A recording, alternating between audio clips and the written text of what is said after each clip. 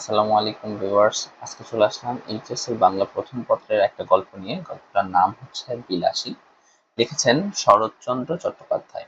পাকা ২ ক্রোশ পথ হাঁটিয়া স্কুলে বিদ্যা অর্জন করিতে যাই। আমি একা নয়, ১০-১২ জন।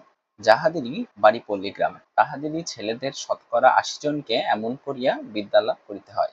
ইহাতে লাভের অঙ্কে শেষ পর্যন্ত একেবারে শূন্য না পড়িলেও যাহা পড়ে, তাহাতে হিসাব করিবার পক্ষে এই কয়টা কথা চিন্তা করিয়া দেখিলেই যথেষ্ট হইবে যে, যে ছেলেদের সকাল ৮টার মধ্যে বাহির হইয়া যাতায়াতে ৪ ক্রোশ পথ হাঁটিতে হয়, ৪ ক্রোশ মানে ৮ মাইল নয়, ঢের বেশি। বর্ষার দিনে মাথার উপর মেঘের জল, পায়ের নিচে ১ হাঁটু কাদা, এবং গ্রীষ্মের দিনে জলের বদলে কড়া সূর্য, এবং কাদার বদলে ধুলার সাগর সাঁতার দিয়া স্কুল ঘর করতে হয়। সেই দুর্ভাগা বালকদের মা সরস্বতী খুশি হইয়া বর দিবেন কি, তাহাদের যন্ত্রণা দেখিয়া কোথায় যে তিনি লুকাইবেন ভাবিয়া পান না। তারপরে এই কৃতবিদ্য শিশুর দল বড় হইয়া একদিন গ্রামেই বসন, আর ক্ষুধার জ্বালায় অন্যত্রই যান। তাদের ৪ ক্রোশ হাঁটা বিদ্যার তেজ আত্মপ্রকাশ করিবেই করিবে। কেহ কেহ বলেন শুনিয়াছি, আচ্ছা, যাদের ক্ষুধার জ্বালা তাদের কথা না হয় নাই ধরিলাম, কিন্তু যাদের সে জ্বালা নাই, তেমন সব ভদ্রলোকই বা কি সুখে গ্রাম ছাড়িয়া পলায়ন করেন। তারা বাস করিতে থাকিলে তো পল্লীর এত দুর্দশা হয় না। ম্যালেরিয়া কথাটা না হয় নাই পারিলাম, সে থাক, কিন্তু ওই ৪ ক্রোশ হাঁটার জ্বালায় কত ভদ্রলোকেই যে ছেলেপুলে লইয়া গ্রাম ছাড়িয়া শহরে পালান, তাহার আর সংখ্যা নাই। তারপরে একদিন ছেলেপুলের পড়াও শেষ হয় বটে, তখন কিন্তু শহরের সুখ সুবিধার রুচি লইয়া আর তাদের গ্রামে ফিরিয়া আসা চলে না। কিন্তু থাক এ সকল বাজে কথা। স্কুলে যাই ২ ক্রোশের মধ্যে, এমন আরো তো ২-৩ খানা গ্রাম পার হইতে হয়। কার বাগানে আম পাকিতে শুরু করিয়াছে, কোন বনে বৈচি ফল অপর্যাপ্ত ফলিয়াছে, কার গাছে কাঁঠাল এই পাকিল বলিয়া কার মর্তমান রম্ভার কাঁদি কাটিয়া লইবার অপেক্ষা মাত্র, কার কান আছে ঝোপের মধ্যে আনারসের গায়ের রং ধরিয়াছে, কার পুকুর পাড়ের খেজুর মেথি কাটিয়া খাইলে ধরা পড়িবার সম্ভাবনা অল্প। এই সব খবর লইতেই সময় যায়। কিন্তু আসলে যা বিদ্যা, কামোসকাটকার রাজধানীর নাম কি, এবং সাইবেরিয়ার খনির মধ্যে রূপা মেলে না সোনা মেলে, এসব দরকারি তথ্য অবগত হইবার ফুরসতই মেলে না। কাজেই এক জামিনের সময় এডেন কি জিজ্ঞাসা করিলে বলিয়া পার্সিয়ান বন্দর আর হুমায়ুনের বাপের নাম জানিতে চাহিলে লিখিয়া দিয়া আসি তোগলক খা, এবং আজ ৪০-এর কোঠা পার হইয়াও দেখি ও সকল বিষয়ের ধারণা প্রায় একরকমই আছে। তারপরে প্রমোশনের দিন মুখ ভার করিয়া বাড়ি ফিরিয়া আসিয়া কখনো বা দল বাঁধিয়া মতলব করি মাস্টারকে ঠ্যাঙানো উচিত, কখনো বা ঠিক করি অমন বিশ্রী স্কুল ছাড়িয়া দেওয়াই কর্তব্য। আমাদের গ্রামের একটি ছেলের সঙ্গে মাঝে মাঝে স্কুলের পথে দেখা হইত। তাহার নাম ছিল মৃত্যুঞ্জয়। আমাদের চেয়ে সে বয়সে অনেক বড়, 3rd ক্লাসে পড়িত। কবে যে সে প্রথম 3rd ক্লাসে উঠিয়াছিল এ খবর আমরা কেহই জানিতাম না। সম্ভবত তাহা প্রত্নতাত্ত্বিকের গবেষণার বিষয়। আমরা কিন্তু তাহার ওই 3rd ক্লাসটাই চিরদিন দেখিয়া আসিয়াছি। তাহার 4th ক্লাসে পড়ার ইতিহাসও কখনো শুনি নাই, 2nd ক্লাসে উঠিবার খবরও কখনো পাই নাই। মৃত্যুঞ্জয়ের বাপ মা ভাই বোন কেহই ছিল না, ছিল শুধু গ্রামের এক প্রান্তে একটা প্রকাণ্ড আম কাঁঠালের বাগান, আর তার মধ্যেই একটা প্রকাণ্ড পোড়ো বাড়ি, আর ছিল এক জ্ঞাতি খুড়ো। খুড়ার কাজ ছিল ভাইপোর নানাবিধ দুর্নাম রটনা করা। সে গাঁজা খায়, সে গুলি খায়, এমনকি আরো কত। তার আর একটা কাজ ছিল বলিয়া বেড়ানো ওই বাগানের অর্ধেকটা তার নিজের অংশ, নালিশ করিয়া দখল করার অপেক্ষা মাত্র। অবশ্য দখল একদিন তিনি পাইয়াছিলেন বটে, কিন্তু সে জেলা আদালতে নালিশ করিয়া নয়, উপরের আদালতের হুকুম। কিন্তু সে কথা পরে হইল। মৃত্যুঞ্জয় নিজে রাঁধিয়া খাইত, এবং আমের দিনে ওই আম বাগানটা জমা দিয়াই তাহার সারা বৎসরের খাওয়া পড়া চলিত, এবং ভালো করিয়াই চলিত। যেদিন দেখা হইয়াছে সেই দিনই দেখিয়াছি ছেঁড়া খোড়া মলিন বইগুলি বগলে করিয়া পথের একধার দিয়া নীরবে চলিয়াছে। তাহাকে কখনো কারো সহিত যাচিয়া আলাপ করিতে দেখি নাই, বরঞ্চ উপযাচক হইয়া কথা কহিলাম আমরাই। তাহার প্রধান কারণ ছিল এই যে, দোকানের খাবার কিনিয়া খাওয়াইতে গ্রামের মধ্যে তাহার জোড়া ছিল না। আর শুধু ছেলেরাই নয়, কত ছেলের বাপ কতবার যে গোপনে ছেলেকে দিয়া তাহার কাছে স্কুলের মাহিনা হারাইয়া গেছে, বই চুরি গেছে ইত্যাদি বলিয়া টাকা আদায় করিয়া লইত, তাহা বলিতে পারি না। কিন্তু ঋণ স্বীকার করা তো দূরের কথা, ছেলে তাহার সহিত একটা কথা কহিয়াছে, এ কথাও কোনো বাপ ভদ্র সমাজে কবুল করিতে চাহিত না। গ্রামের মধ্যে মৃত্যুঞ্জয়ের ছিল এমনই শোনা। অনেকদিন মৃত্যুঞ্জয়ের দেখা নাই। একদিন শোনা গেল সে মরমর, আর একদিন শোনা গেল মালোপাড়ার এক বুড়া মালো তাহার চিকিৎসা করিয়া এবং তাহার মেয়ে বিলাসী সেবা করিয়া মৃত্যুঞ্জয়কে যমের মুখ হইতে এ যাত্রা ফিরিয়া আনিয়াছে। অনেকদিন তাহার মিষ্টান্নের সদয় করিয়াছে, মনটা কেমন করিতে লাগিল। একদিন সন্ধ্যার অন্ধকারে লুকাইয়া তাহাকে দেখিতে গেল। তাহার পোড়াবাড়িতে প্রাচীরের বালাই নাই। স্বচ্ছন্দে ভেতরে ঢুকিয়া দেখি ঘরের দরজা খোলা, বেশ উজ্জ্বল একটি প্রদীপ জ্বলিতেছে। আর ঠিক সম্মুখেই তক্তপোশের উপর পরিষ্কার ধবধবে বিছানায় মৃত্যুঞ্জয় শুইয়া আছে। তাহার কঙ্কালসার দেহের প্রতি চাহিলেই বোঝা যায় বাস্তবিক যমরাজ চেষ্টার ত্রুটি কিছু করেন নাই। তবে যে শেষ পর্যন্ত সুবিধা করিয়া উঠিতে পারেন নাই, সে কেবল ওই মেয়েটির জোরে। সে শিয়রে বসিয়া পাখার বাতাস করিতেছিল, অকস্মাৎ মানুষ দেখিয়া চমকিয়া উঠিয়া দাঁড়াইল। এই সেই বুড়া সাপুড়ের মেয়ে বিলাসী। তাহার বয়স 18 কি 28 ঠাউর করিতে পারিলাম না, কিন্তু মুখের প্রতি চাহিবা মাত্রই টের পাইলাম বয়স যাই হোক, খাটিয়া খাটিয়া আর রাত জাগিয়া জাগিয়া ইহার শরীরে আর কিছু নাই, ঠিক যেন ফুলদানিতে জল দিয়া ভিজাইয়া রাখা বাসি ফুলের মতো। হাত দিয়া এতটুকু স্পর্শ করিলে, এতটুকু নড়াচড়া করিতে গেলেই ঝরিয়া পড়িবে। মৃত্যুঞ্জয় আমাকে চিনিতে পারিয়া বলিল, কে, নেড়া? বলিলাম, হুঁ। মেয়েটি ঘাড় হেঁট করিয়া দাঁড়াইয়া রহিল। মৃত্যুঞ্জয় দুই চারিটি কথায় যাহা কহিল, তাহার মর্ম এই যে, প্রায় 1.5 মাস হইতে চলিল সে শয্যাগত। মধ্যে 10-15 দিন সে অজ্ঞান অচৈতন্য অবস্থায় পড়িয়াছিল। এই কয়েকদিন হইল সে লোক চিনিতে পারিতেছে, এবং যদিচ এখনো সে বিছানা ছাড়িয়া উঠিতে পারে না, কিন্তু আর ভয় নাই। ভয় নাই থাকুক, কিন্তু ছেলে মানুষ হইলেও এটা বুঝিলাম, আজও যাহার শয্যাত্যাগ করিয়া উঠিবার ক্ষমতা হয় নাই, সেই রোগীকে এই বনের মধ্যে একাকী যে মেয়েটি বাঁচাইয়া তুলিবার ভার লইয়াছেন, সে কত বড় গুরুভার। দিনের পর দিন, রাত্রির পর রাত্রি তাহার কত সেবা, কত শুশ্রূষা, কত ধৈর্য, কত রাত জাগা। সে কত বড় সাহসের কাজ। কিন্তু যে বস্তুটি এই অসাধ্য সাধন করিয়া তুলিয়াছিল, তাহার পরিচয় যদিচ সেদিন পাই নাই, কিন্তু আর একদিন পাইয়াছিলাম। ফিরিবার সময় মেয়েটি আরেকটি প্রদীপ লইয়া আমার আগে আগে ভাঙা প্রাচীরের শেষ পর্যন্ত আসিল। এতক্ষণ পর্যন্ত সে একটি কথাও কহে নাই। এইবার আস্তে আস্তে বলিল, রাস্তা পর্যন্ত তোমায় রেখে আসবো কি? বড় বড় আম গাছে সমস্ত বাগানটা যেন একটা জমাট অন্ধকারের মতো বোধ হইতেছিল। পথ দেখা তো দূরের কথা, নিজের হাতটা পর্যন্ত দেখা যায় না। বলিলাম, পৌঁছে দিতে হবে না, শুধু আলোটা দাও। সে প্রদীপটা আমার হাতে দিতেই তাহার উৎকণ্ঠিত মুখের চেহারাটা আমার চোখে পড়িল। আস্তে আস্তে সে বলিল, একলা যেতে ভয় করবে না তো? একটু এগিয়ে দিয়ে আসবো? মেয়ে মানুষ জিজ্ঞাসা করে, ভয় করবে না তো? সুতরাং মনে যাই থাক। প্রত্যুত্তরে শুধু একটা না বলিয়াই অগ্রসর হইয়া গেল। সে পুনরায় কহিল, ঘন জঙ্গলের পথ, একটু দেখে পা ফেলে যেও। সর্বাঙ্গে কাঁটা দিয়া উঠিল, কিন্তু এতক্ষণে বুঝিলাম উদ্বেগটা তাহার কিসের জন্য, এবং কেন সে আলো দেখাইয়া এই বনের পথ পার করিয়া দিতে চাহিতেছিল। হয়তো সে নিষেধ শুনিত না, সঙ্গেই যাইত, কিন্তু পীড়িত মৃত্যুঞ্জয়কে একা ফেলিয়া যাইতেই বোধ করি তাহার শেষ পর্যন্ত মন সরিল না। 20-25 বিঘার বাগান, সুতরাং পথটা কম নয়। এই দারুণ অন্ধকারের মধ্যে প্রত্যেক পদক্ষেপেই বোধ করি ভয়ে ভয়ে করিতে হইত, কিন্তু পরক্ষণেই মেয়েটির কথাতেই সমস্ত মন এমনি আচ্ছন্ন হইয়া রহিল যে ভয় পাইবার আর সময় পাইলাম না। কেবল মনে হইতে লাগিল, একটা মৃতকল্প রোগী লইয়া থাকা কত কঠিন। মৃত্যুঞ্জয় তো যে কোনো মুহূর্তেই মরিতে পারিত।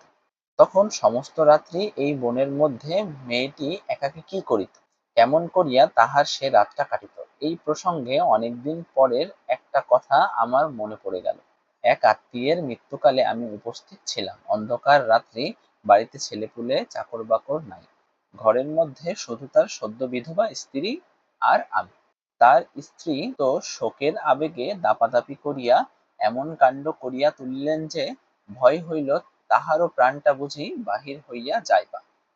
কাঁদিয়া কাঁদিয়া বারবার আমাকে প্রশ্ন করিতে লাগিলেন, তিনি স্বেচ্ছায় যখন সহমরণে যাইতে চাহিতেছেন তখন সরকারের কি, তার যে আর তিলার্থ বাঁচিতে সাধ নাই, এ কি তাহারা বুঝিবে না? তাহাদের ঘরে কি স্ত্রী নাই? তাহারা কি পাষাণ? আর এই রাত্রে গ্রামের 5 জন যদি নদীর তীরে কোনো একটা জঙ্গলের মধ্যে তার সহমরণের জোগাড় করিয়া দেয় তো পুলিশের লোক জানিবে কি করিয়া? এমনই কত কি। কিন্তু আমার তো আর বসিয়া বসিয়া তার কান্না শুনিলেই চলে না, পাড়ায় খবর দেওয়া চাই, অনেক জিনিস জোগাড় করা চাই। কিন্তু আমার বাহিরে যাইবার প্রস্তাব শুনিয়াই তিনি প্রকৃতিস্থ হইয়া উঠিলেন, চোখ মুছিয়া বলিলেন, ভাই, যা হবার সে তো হইয়াছে, আর বাইরে গিয়া কি হইবে, রাতটা কাটুক না। বলিলাম, অনেক কাজ, না গেলেই যে নয়।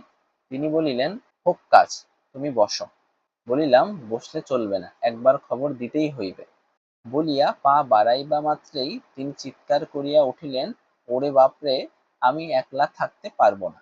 কাজেই আবার বসিয়া পড়িতে হইল, কারণ তখন বুঝিলাম যে স্বামী জ্যান্ত থাকতে তিনি নির্ভয়ে 25 বছর একাকী ঘর করিয়াছেন, তার মৃত্যুটা যদিও বা সহে, তার মৃতদেহটা এই অন্ধকার রাত্রে 5 মিনিটের জন্য সহিবে না।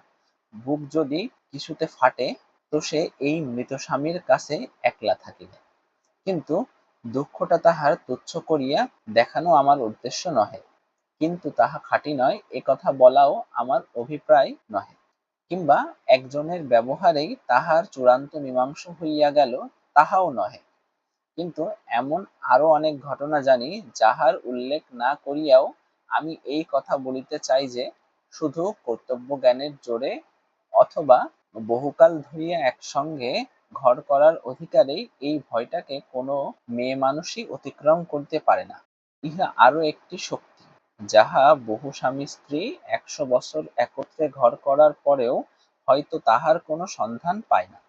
কিন্তু সহসা সে শক্তি পরিচয় যখন করো নরনারীর কাছে পাওয়া যায়, তখন সমাজের আদালতে আসামি করিয়া তাহাদের দণ্ড দেওয়ার আবশ্যক যদি হয় তো হোক। কিন্তু মানুষের যে বস্তুটি সামাজিক নয়, সে নিজে সেই ইহাদের দুঃখে গোপন অশ্রু বিসর্জন না করিয়া কোনো মতেই থাকিতে পারেন না। প্রায় মাস 2 মৃত্যুঞ্জয়ের খবর লই না। যাহারা পল্লীগ্রাম দেখেন নাই কিংবা ওই রেলগাড়ির জানালায় মুখ বাড়াইয়া দেখিয়াছেন, তাহারা হয়তো বিস্ময়ে বলিয়া উঠিবেন, এ কেমন কথা, এ কি কখনো সম্ভব হইতে পারে যে অত বড় অশোকটা চোখে দেখিয়া আসিয়াও মাস 2 আর তার খবর নাই? তাহাদের অবগতির জন্য বলা আবশ্যক যে এ শুধু সম্ভব নয়, এই হইয়া থাকে। একজনের বিপদে পাড়াসুদ্ধ ঝাঁক বাঁধিয়া উপুড় হইয়া পড়ে, এই যে একটা জনশ্রুতি আছে, জানি না তাহা সত্যযুগের পল্লীগ্রামে ছিল কিনা, কিন্তু একালে তো কোথাও দেখিয়াছি বলিয়া মনে করিতে পারি না। তবে তাহার মরার খবর যখন পাওয়া যায় নাই, তখন সে যে বাঁচিয়া আছে এ ঠিক।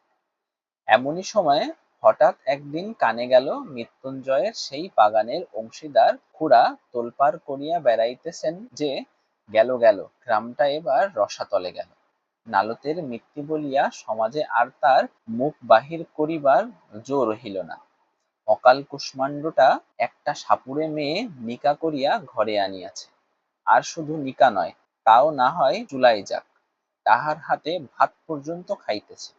গ্রামে যদি ইহার শাসন না থাকে তো বনে গিয়া বাস করিলেই তো হয়। কুড়োলা হরিপুরের সমাজ এ কথা শুনিলে যে, ইত্যাদি ইত্যাদি। তখন ছেলে বুড়ো সকলের মুখেই ওই এক কথা, এ হইল কি, কলি কি সত্যই উল্টাইতে বসিল? খুড়া বলিয়া বেড়াইতে লাগিলেন, এ যে ঘটিবে তিনি অনেক আগেই জানিতেন। তিনি শুধু তামাশা দেখিতেছিলেন কোথাকার জল কোথায় গিয়া পড়ে। নইলে পর নয়, প্রতিবেশী নয়, আপনার ভাইপো, তিনি কি বাড়ি লইয়া যাইতে পারিতেন না? তাহার কি ডাক্তার বৈদ্য দেখাইবার ক্ষমতা ছিল না? তবে কেন যে করেন নাই এখন দেখুন সবাই। কিন্তু আর তো চুপ করিয়া থাকা যায় না, এই যে মিত্তির বংশের নাম ডুবিয়া যায় গ্রামের যে মুখ পড়ে। তখন আমরা গ্রামের লোক মিলিয়া যে কাজটা করিলাম, তাহা মনে করিলে আমি আজও লজ্জায় মরিয়া যাই। খুড়া চলিলেন নালতের মিত্তির বংশের অভিভাবক হইয়া, আর আমরা 10-12 জন সঙ্গে চলিলাম গ্রামের বদন দগ্ধ না হয় এই জন্য। মৃত্যুঞ্জয়ের পোড়াবাড়িতে গিয়া যখন উপস্থিত হইলাম তখন সবেমাত্র সন্ধ্যা হইয়াছে। মেয়েটি ভাঙা বারান্দায় একধারে রুটি গড়িতেছে, অকস্মাৎ লাঠিসোঁটা হাতে এতগুলি লোককে উঠানের উপর দেখিয়া ভয়ে নীলবর্ণ হইয়া গেল। খুড়া ঘরের মধ্যে উঁকি মারিয়া দেখিলেন মৃত্যুঞ্জয় শুইয়া আছে। চট করিয়া শিকলটা টানিয়া দিয়া সেই ভয়ে মৃতপ্রায় মেয়েটিকে সম্ভাষণ শুরু করিলেন। বলা বাহুল্য, জগতের কোনো খুড়া কোনো কালে বোধ করি ভাইপোর স্ত্রীকে ওরূপ সম্ভাষণ করে নাই। সে এমনই যে মেয়েটি হীন সাপুড়ের মেয়ে হইয়াও তাহার সহিতে পারিল না। চোখ তুলিয়া বলিল, বাবা আমারে বাবুর সাথে নিকা দিয়েছে জানো। খুড়া বলিলেন, তবে রে, ইত্যাদি ইত্যাদি, এবং সঙ্গে সঙ্গেই 10-12 জন বীরদর্পে হুঙ্কার দিয়া তাহার ঘাড়ে পড়িল। কেহ ধরিল চুলের মুঠি, কেহ ধরিল কান, কেহ ধরিল হাত দুটো, এবং যাহাদের সে সুযোগ ঘটিল না তাহারাও নিশ্চেষ্ট হইয়া রহিল না। কারণ সংগ্রামস্থলে আমরা কাপুরুষের ন্যায় চুপ করিয়া থাকিতে পারি, আমাদের বিরুদ্ধে এত বড় দুর্নাম রটনা করিতে বোধ করি নারায়ণের কর্তৃপক্ষেরও চক্ষুলজ্জা হইবে। এইখানে একটা অবান্তর কথা বলিয়া রাখি। শুনিয়াছি নাকি বিলাত প্রভৃতি শ্লেষ্য দেশে পুরুষদের মধ্যে একটা কুসংস্কার আছে, স্ত্রীলোক দুর্বল এবং নিরুপায় বলিয়া তাহার গায়ে হাত তুলিতে নাই। এ আবার একটা কি কথা! সনাতন হিন্দু এ কুসংস্কার মানে না। আমরা বলি, যাহারি গায়ে জোর নাই তাহারি গায়ে হাত তুলিতে পারা যায়, তা সে নরনারী যাই হোক না কেন। মেয়েটি প্রথমেই সেই যা একবার আর্তনাদ করিয়া উঠিয়াছিল, তারপর একেবারে চুপ করিয়া গেল। কিন্তু আমরা যখন তাহাকে গ্রামের বাহিরে রাখিয়া আসিবার জন্য হিচড়াইয়া লইয়া চলিলাম তখন মিনতি করিয়া বলিতে লাগিল, বাপুরা, আমাকে একটিবার ছেড়ে দাও, আমি রুটিগুলো ঘরে দিয়ে আসি, বাইরে শিয়াল কুকুরে খেয়ে যাবে, রোগা মানুষ সমস্ত রাত খেতে পাবে না। মৃত্যুঞ্জয় রুদ্ধ ঘরের মধ্যে পাগলের মতো মাথা কটিতে লাগিল, আর দ্বারে পদাঘাত করিতে লাগিল, এবং শ্রাব্য অশ্রাব্য বহুবিধ ভাষা প্রয়োগ করিতে লাগিল। কিন্তু আমরা তাহাতে তিলার্থ বিচলিত হইলাম না। স্বদেশের মঙ্গলের জন্য সমস্ত অকাতরে সহ্য করিয়া টানিয়া লইয়া চলিলাম বলিতেছি, কেননা আমিও বরাবর সঙ্গে ছিলাম। কিন্তু কোথায় আমার মধ্যে একটুখানি দুর্বলতা ছিল, আমি তার গায়ে হাত দিতে পারি নাই, বরঞ্চ কেমন যেন কান্না পাইতে লাগিল। সে যে অত্যন্ত অন্যায় করিয়াছে এবং তাহাকে গ্রামের বাহির করাই উচিত বটে, কিন্তু এটাই যে আমরা ভালো কাজ করিতেছি সেও কিছুতেই মনে করিতে পারিলাম না। কিন্তু আমার কথা থাক, আপনারা মনে করিবেন না পল্লীগ্রামে উদারতার একান্ত অভাব, মোটেই না, বরঞ্চ বড়লোক হইলে আমরা এমন সব ঔদার্য প্রকাশ করি যে শুনিলে আপনারা অবাক হইয়া যাইবেন। এই মৃত্যুঞ্জয়টাই যদি না তাহার হাতে ভাত খাইয়া অমার্জনীয় অপরাধ করিত, তাহা হইলে তো আমাদের এত রাগ হইত না। আর কায়েতের ছেলের সঙ্গে সাপুড়ের মেয়ের নিকা, এ তো একটা হাসিয়া উড়াইবার কথা, কিন্তু কাল করিল যে ওই ভাত খাইয়া। হোক না সে 2.5 মাসের রোগী, হোক না সে শয্যাশায়ী, কিন্তু তাই বলিয়া ভাত, লুচি নয়, সন্দেশ নয়, পাঁঠার মাংস নয়, ভাত খাওয়া যে অন্য পাপ, সে তো আর সত্য সত্যই মাপ করা যায় না। তা নইলে পল্লীগাঁয়ের লোক সংকীর্ণ চিত্ত নয়। 4 ক্রোশ হাঁটা বিদ্যা যেসব ছেলের পেটে, তারাই তো একদিন বড় হইয়া সমাজের মাথা হয়। দেবী বিনা পানির বরে সংকীর্ণতা তাহাদের মধ্যে আসিবে কি করিয়া? এই তো ইহারই কিছুদিন পরে প্রাতঃস্মরণীয় স্বর্গীয় মুখোপাধ্যায় মহাশয়ের বিধবা পুত্রবধূ মনের বৈরাগ্যে বছর 2 কাশীবাস করিয়া যখন ফিরিয়া আসিলেন, তখন নিন্দুকেরা কানাকানি করিতে লাগিল যে অর্ধেক সম্পত্তি ওই বিধবার, এবং পাছে তাহা বেহাত হয় এই ভয়ে ছোটবাবু অনেক চেষ্টা অনেক পরিশ্রমের পর বৌঠানকে সেখান হইতে ফিরাইয়া আনিয়াছে। সেটা কাশীই বটে। যাই হোক, ছোটবাবু তাহার স্বাভাবিক ঔদার্যে গ্রামের বারোয়ারি পূজা বাবদ 200 টাকা দান করিয়া 5খানা গ্রামের ব্রাহ্মণের সদিখানা উত্তর ফলাহারের পর প্রত্যেক সদা ব্রাহ্মণের হাতে যখন একটা করিয়া কাঁসার গেলাস দিয়া বিদায় করিলেন, তখন ধন্য ধন্য করিয়া গেল।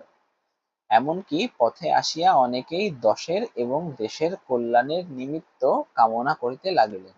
এমন সব যারা বড়লোক, তাদের বাড়িতে বাড়িতে মাসে মাসে এমন সদানুষ্ঠানের আয়োজন হয় না কেন? কিন্তু যাক, মহত্বের কাহিনী আমাদের অনেক আছে, যুগে যুগে সঞ্চিত হইয়া প্রায় প্রত্যেক পল্লীবাসীর দ্বারেই স্তূপাকার হইয়া উঠিয়াছে। এই দক্ষিণবঙ্গের অনেক পল্লীতে অনেক দিন ঘুরিয়া গৌরব করিবার মতো অনেক বড় বড় ব্যাপার প্রত্যক্ষ করিয়াছি। চরিত্রেই বল, ধর্মেই বল, সমাজেই বল, আর বিদ্যাতেই বল, শিক্ষা একেবারেই পুরা হইয়া আছে। এখন শুধু ইংরেজকে কষিয়া গালিগালাজ করিতে পারিলে দেশটা উদ্ধার হইয়াছে। বৎসরখানেক গত হইয়াছে, মশার কামড় আর সহ্য করিতে না পারিয়া সবেমাত্র সন্ন্যাসীগিরিতে ইস্তফা দিয়া ঘরে ফিরিয়াছি। একদিন দুবেলা ক্রোশ দুই দূরের মালোপাড়ার ভিতর দিয়া চলিয়াছি, হঠাৎ দেখি একটা কুটিরের দ্বারে বসিয়া মৃত্যুঞ্জয়। তাহার মাথায় গেরুয়া পাগড়ি, বড় বড় দাড়িচুল, গলায় রুদ্ধশ্বাস ও পুঁতির মালা। কে বলিবে এ আমাদের সেই মৃত্যুঞ্জয়? কায়স্থের ছেলে একটা বছরের মধ্যেই জাত দিয়া একেবারে পুরাদস্তুর সাপুড়ে হইয়া গিয়াছে। মানুষ কত শীঘ্র যে তাহার 14 পুরুষের জাতটা বিসর্জন দিয়া আর একটা জাত হইয়া উঠিতে পারে, সে এক আশ্চর্য ব্যাপার। ব্রাহ্মণের ছেলে মেথরানী বিবাহ করিয়া মেথর হইয়া গেছে এবং তাহাদের ব্যবসা অবলম্বন করিয়াছে, এবোধ করি আপনারা সবাই শুনিয়াছেন। আমি সদ্ব্রাহ্মণের ছেলেকে এন্ট্রান্স পাশ করার পরেও ডোমের মেয়ে বিবাহ করিয়া ডোম হইতে দেখিয়াছি। এখন সে ধুচুনি কুলো বুনিয়া বিক্রয় করে, শুয়োর চড়ায়। ভালো কায়স্থ সন্তানকে কসাইয়ের মেয়ে বিবাহ করিয়া কসাই হইয়া যাইতেও দেখেছি। আজ সে স্বহস্তে গরু কাটিয়া বিক্রয় করে। তাহাকে দেখিয়া কাহার সাধ্য বলে কোনো কালে সে কসাই ভিন্ন আর কিছু ছিল? কিন্তু সকলেরই ওই একই হেতু। আমার তাই তো মনে হয়, এমন করিয়া এত সহজে পুরুষকে যাহারা টানিয়া নামাইতে পারে, তাহারা কি এমনি অবলীলাক্রমে তাহাদের ঠেলিয়া উপরে তুলিতে পারে না? যে পল্লীগ্রামের পুরুষদের সুখ্যাতিতে আজ পঞ্চমুখ হইয়া উঠিয়াছি, গৌরবটা কি একা শুধু তাহাদেরই? শুধু নিজেদের জোরেই এত দ্রুত নিচের দিকে নামিয়া চলিয়াছে? অন্দরের দিক হইতে কি এতটুকু উৎসাহ, এতটুকু সাহায্য আসে না? ঝোঁকের মাথায় হয়তোবা অনধিকার চর্চা করিয়া বসিব, কিন্তু আমার মুশকিল হইয়াছে যে আমি কোনোমতেই ভুলিতে পারি না দেশের 90 জন নরনারী ওই পল্লীগ্রামেই মানুষ, এবং সেজন্য কিছু একটা আমাদের করা চাই। যাক, বলিতেছিলাম যে দেখিয়া কে বলিবে এই সেই মৃত্যুঞ্জয়, কিন্তু আমাকে সে খাতির করিয়া বসাইল। বিলাসী পুকুরে জল আনিতে গিয়াছিল, আমাকে দেখিয়া সেও ভারী খুশি হইয়া বারবার বলিতে লাগিল, তুমি না আগলালে সে রাত্তিরে আমাকে তারা মেরেই ফেলত। আমার জন্য না জানি কত মার তুমি খেয়েছিলে। কথায় কথায় শুনিলাম পরদিনই তাহারা এখানে উঠিয়া আসিয়া ক্রমশ ঘর বাঁধিয়া বাস করিতেছে এবং সুখে আছে। সুখে যে আছে একথা আমাকে বলার প্রয়োজন ছিল না, শুধু তাহাদের মুখের পানে চাহিয়াই আমি তাহা বুঝিয়াছিলাম। তাই শুনিলাম আজ কোথায় নাকি তাহাদের সাপ ধরার বায়না আছে, এবং তাহারা প্রস্তুত হইয়াছে। আমিও অমনি সঙ্গে যাইবার জন্য লাফাইয়া উঠিলাম। ছেলেবেলা হইতেই দুটো জিনিসের উপর আমার প্রবল শখ ছিল, এক ছিল গোকড়া সাপ ধরিয়া পোষা, আর ছিল মন্ত্র সিদ্ধ হওয়া। সিদ্ধ হওয়ার উপায় তখনও খুঁজিয়া বাহির করিতে পারি নাই, কিন্তু মৃত্যুঞ্জয়কে ওস্তাদ লাভ করিবার আশায় আনন্দে উৎফুল্ল হইয়া উঠিলাম। সে তাহার নামজাদা শ্বশুরের শিষ্য, সুতরাং মস্ত লোক। আমার ভাগ্য যে অকস্মাৎ এমন প্রসন্ন হইয়া উঠিবে তাহা কে ভাবিতে পারিত? কিন্তু শক্ত কাজ এবং ভয়ের কারণ আছে বলিয়া প্রথমে তাহারা উভয়ে আপত্তি করিল, কিন্তু আমি এমনই নাছোড়বান্দা হইয়া উঠিলাম যে মাসখানেকের মধ্যে আমাকে সাগরেদ করিতে মৃত্যুঞ্জয় পথ পাইল না। সাপ ধরার মন্ত্র এবং হিসাব শিখাইয়া দিল, এবং কবজিতে ঔষধ সমেত মাদুলি বাঁধিয়া দিয়া দস্তরমত সাপুড়ে বানাইয়া তুলিল। মন্ত্রটা কি জানেন? তার শেষটা আমার মনে আছে। ওরে কেউটে তুই মনসার বাহন, মনসা দেবী আমার মা, ওলটপালট পাতাল ফোড়, ঢোড়ার বিষ তুই নে, তোর বিষ ঢোড়ারে দে, দুধরাজ মণিরাজ কার আজ্ঞা বিষহরীরা। ইহার মানে যে কি তাহা আমি জানি না, কারণ যিনি এই মন্ত্রেরও দ্রষ্টা ঋষি ছিলেন, নিশ্চয়ই কেহ না কেহ ছিলেন। তার সাক্ষাৎ কখনো পাইনি, অবশেষে একদিন এই মন্ত্রের সত্য মিথ্যার চরম মীমাংসা হইয়া গেল বটে, কিন্তু যতদিন না হইল ততদিন সাপ ধরার জন্য চতুর্দিকে প্রসিদ্ধ হইয়া গেলাম। সবাই বলাবলি করিতে লাগিল, হ্যাঁ নেরা একজন গুণী লোক বটে, সন্ন্যাসী অবস্থায় কামাখ্যায় গিয়া সিদ্ধ হইয়া আসিয়াছে। এতটুকু বয়সের মধ্যে এত বড় ওস্তাদ হইয়া অহংকারে আমার মাটিতে পা পড়ে না, এমনই যোগ হইল। বিশ্বাস করিল না শুধু দুইজন, আমার গুরু যে, সে তো ভালো মন্দ কোনো কথাই বলিত না, কিন্তু বিলাসী মাঝে মাঝে মুখ টিপিয়া হাসিয়া বলিত, ঠাকুর এসব ভয়ঙ্কর জানোয়ার, একটু সাবধানে নড়াচড়া করো, বস্তুত বিষদাঁত ভাঙা, সাপের মুখ হইতে বিষ বাহির করা প্রভৃতি কাজগুলো এমনই অবহেলার সহিত করিতে শুরু করিয়াছিলাম যে, সেসব মনে পড়িলে আমার আজও গা কাঁপে। আসলে কথা হইতেছে এই যে, সাপ ধরাও কঠিন নয়, এবং সাপ ধরার ২-৪ দিন হাঁড়িতে পুষিয়া রাখার পরে তাহার বিষধাত ভাঙাই হোক আর নাই হোক, কিছুতেই কামড়াইতে চাহে না। চক্র তুলিয়া কামড়াইবার ভান করে, ভয় দেখায়, কিন্তু কামড়ায় না। মাঝে মাঝে আমাদের গুরু শিষ্যের সহিত বিলাসী তর্ক করিত। সাপুড়েদের সবচেয়ে লাভের ব্যবসা শিকড় বিক্রি করা, যা দেখাইবা মাত্র সাপ পালাইতে পথ পায় না, কিন্তু তার পূর্বে সামান্য একটু কাজ করিতে হইত। যে সাপটা শিকড় দেখিয়া পালাইবে, তাহার মুখে একটা লোহার শিক পুরাইয়া বার কয়েক ছ্যাঁকা দিতে হয়। তারপর তাহাকে শিকড়ই দেখানো হোক বা একটা কাঠি দেখানো হোক, সে কোথায় পালাইবে তা ভাবিয়া পায় না।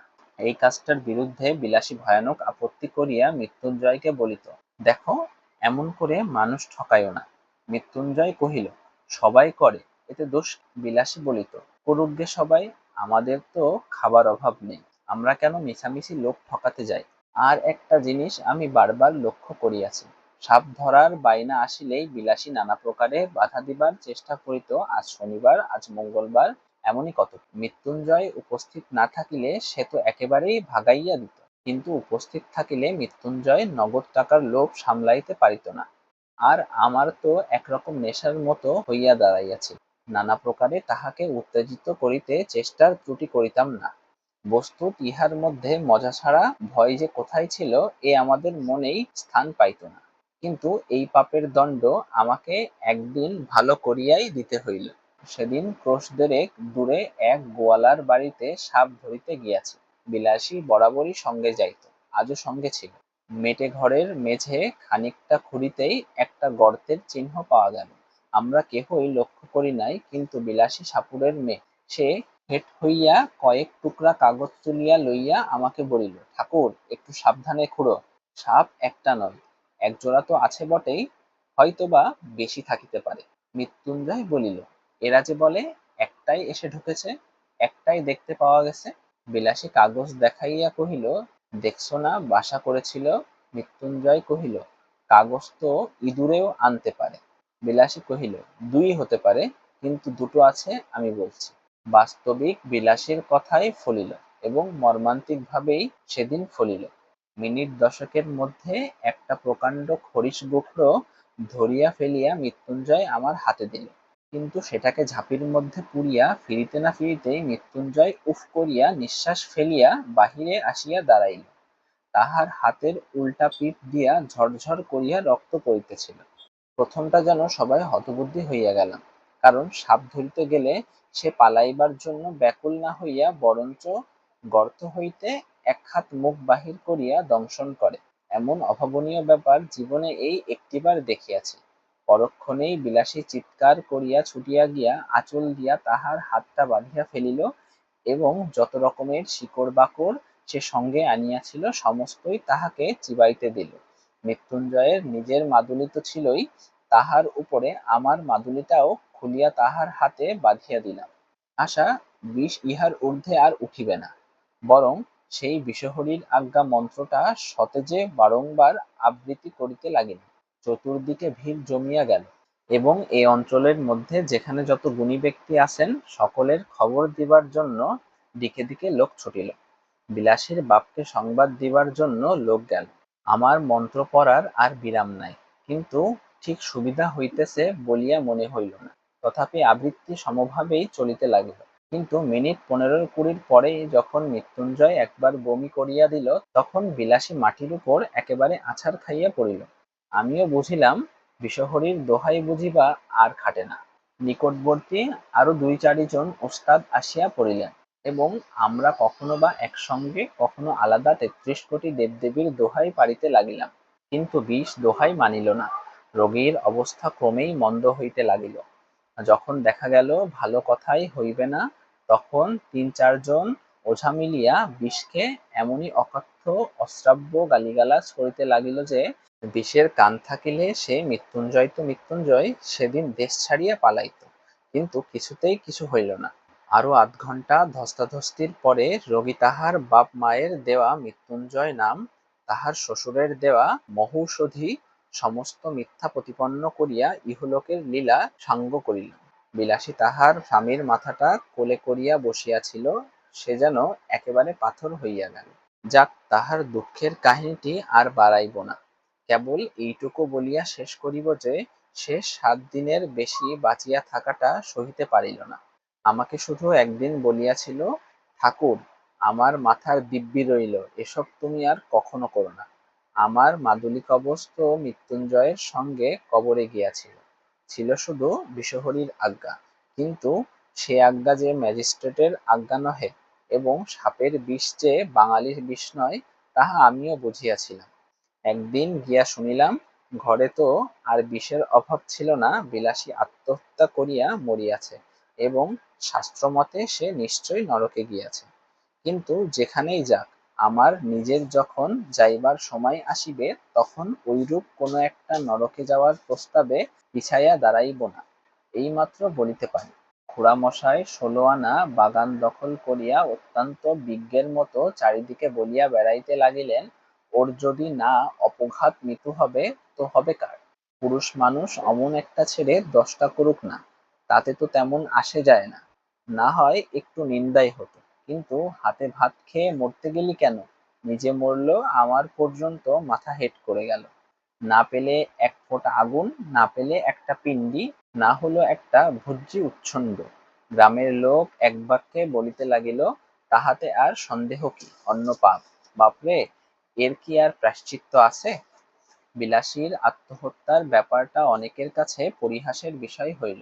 আমি প্রায় ভাবি, এ অপরাধ হয়তো ইহারা উভয়েই করিয়াছিল, কিন্তু মৃত্যুঞ্জয় তো পল্লীগ্রামেরই ছেলে, পাড়া গাঁয়ের তেলজলেই তো মানুষ, তবু অত বড় দুঃসাহসের কাজে প্রবৃত্ত করিয়াছিল তাহাকে যে বস্তুটা, সেটা কেহ একবার চোখ মেলিয়া দেখিতে পাইল না।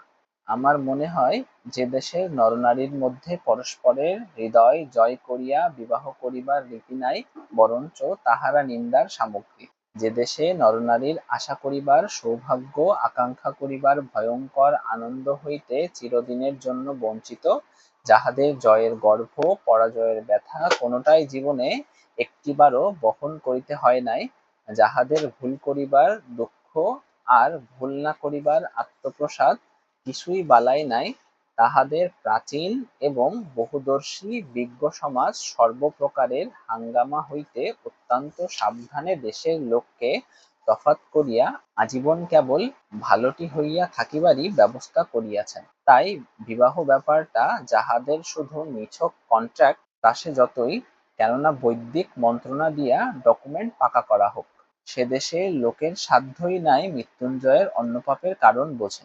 বিলাসীকে যাহারা পরিহাস করিয়াছিলেন, তাহারা সাধু গৃহস্থ এবং সাধী গৃহিণী, অক্ষয় সতীলোক তাহারা সবাই পাইবে, তাও আমি জানি।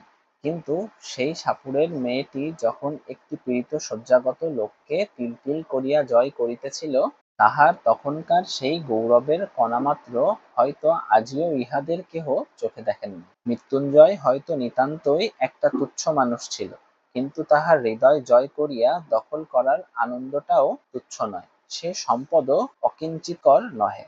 এই বস্তুটাই এদেশের লোকের পক্ষে বুঝিয়া ওঠা কঠিন। আমি ভূদেববাবুর পারিবারিক প্রবন্ধেরও দোষ দিব না, এবং শাস্ত্রীয় তথা সামাজিক বিধি ব্যবস্থারও নিন্দা করিব না। করিলেও মুখের উপর কড়া জবাব দিয়া যাহারা বলিবেন, এই হিন্দু সমাজ তাহার নির্ভুল বিধি ব্যবস্থার জোরেই অত শতাব্দীর অতগুলো বিপ্লবের মধ্যে বাঁচিয়া আছে, আমি তাহাদেরও অতিশয় ভক্তি করি। প্রত্যুত্তরে আমি কখনোই বলিব না, টিকিয়া থাকাই চরম সার্থকতা নয়, এবং অতিকায় হস্তিলোপ পাইয়াছে, কিন্তু তেলাপোকা টিকিয়া আছে। আমি শুধু এই বলিব যে বড়লোকের নন্দগোলাপটির মতো দিবারাত্রি চোখে চোখে এবং কোলে কোলে রাখিলে যে সে বেশটি থাকিবে, তাহাতে কোনো সন্দেহই নহে। কিন্তু একেবারে তেলাপোকাটির মতো বাঁচাইয়া রাখার চেয়ে এক আধবার কোল হইতে নামাইয়া আরো 5 জন মানুষের মতো দু এক পা হাঁটিতে দিলেই প্রায়শ্চিত্ত করার মতো পাপ হয় না।